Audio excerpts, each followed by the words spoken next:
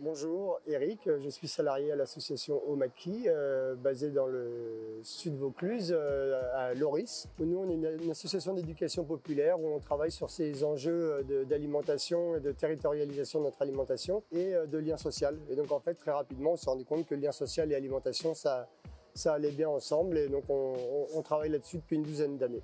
Et en 2021, on s'empare d'une proposition qui est portée par un collectif national qui regroupe aujourd'hui une quarantaine d'organisations en France et qui propose de rajouter au régime général de sécurité sociale une 5e branche concernant l'alimentation face au constat de précarité à la fois dans le monde agricole et dans l'accès de tous à une alimentation de qualité. Et le principe de cette sécurité sociale de l'alimentation, l'idée c'est qu'on ait tous, chacun, un accès à hauteur de 150 € par mois et par personne, enfants compris, prendre en charge des aliments qui auraient été choisis démocratiquement par les mangeurs eux-mêmes. C'est cette question du choix démocratique de l'alimentation choisie en fait qui est extrêmement important, parce qu'aujourd'hui on se rend compte qu'on subit tous notre alimentation, qu'on soit riche ou pauvre, en fait on subit nos choix alimentaires. Aujourd'hui, sinon on a voulu se saisir de cette question-là, c'est bien parce que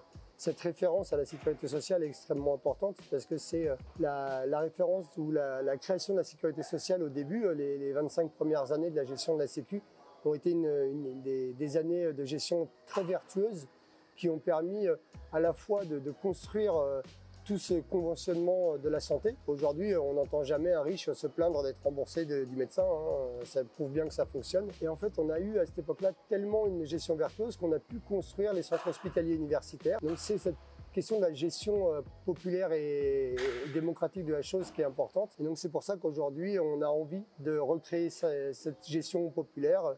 Et donc de se dire que si on arrive à suivre le même cycle, potentiellement on serait capable de construire un système d'alimentation qui serait vertueux. Et donc ce projet national de sécurité sociale de l'alimentation, il s'appuie sur 3 piliers. La cotisation sociale, exactement comme pour le régime général de sécurité sociale, pour le financement.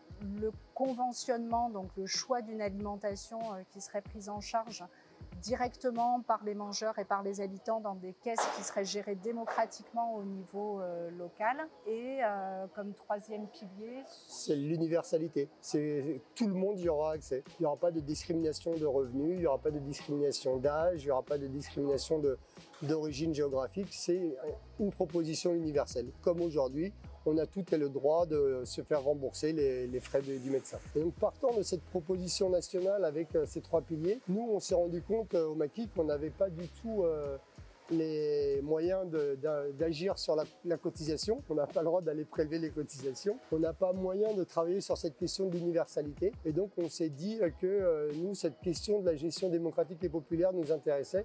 Et donc depuis début 2021, on s'est mis en action à créer une expérimentation autour d'une caisse alimentaire commune sur cette question-là. Cette caisse expérimentale, elle se déroule dans le village de Cadenay, dans le sud Vaucluse, sud Luberon, qui est un village qui a déjà avancé sur la transformation de son système alimentaire vers une alimentation territoriale et de qualité. Et on a rassemblé une convention citoyenne qui regroupe une vingtaine d'habitants qui ne sont pas des militants de l'alimentation au départ et qui a suivi d'abord comme pour les conventions citoyennes, sur le modèle des conventions citoyennes, un parcours d'apprentissage pour pouvoir décider en pleine connaissance de cause quelle alimentation pourrait être prise en charge, qui pourrait avoir accès à cette prise en charge expérimentale dans le cadre de la caisse expérimentale et comment on associe les professionnels du territoire, les professionnels de la chaîne alimentaire à l'amélioration de leurs pratiques pour aller vers un avenir désirable